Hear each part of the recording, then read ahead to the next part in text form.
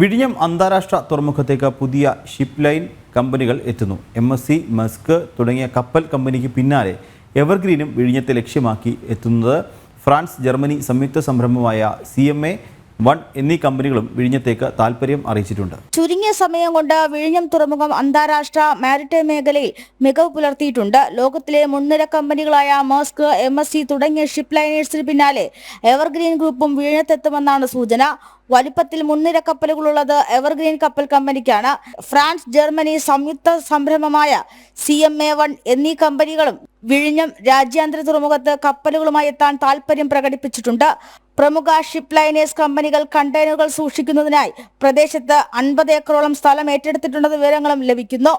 Trial run നടക്കുന്ന കഴിഞ്ഞ 2 മാസത്തിനുള്ളിൽ പ്രമുഖ കമ്പനികളുടെ കപ്പലുകൾ വന്നു പോയിട്ടുണ്ട്. മെഡിറ്ററേനിയൻ ഷിപ്പിംഗ് കമ്പനിയുടെ 17ഓളം കപ്പലുകളും അതിനോടൊപ്പം ഫീഡർ കപ്പലുകളും തുറമുഖത്തെത്തി. 25,000 TEU കണ്ടെയ്നറുകൾ ഇക്കാലയളവിൽ വിനിമയം നടത്തി. 60,000 കണ്ടെയ്നറുകൾ ഉദ്ഘാടനം പൂർത്തിയാക്കുന്നതിന് മുന്നേ തുറമുഖത്തെത്തിക്കാനാണ് ശ്രമം. ജനം, തിരുവനന്തപുരം.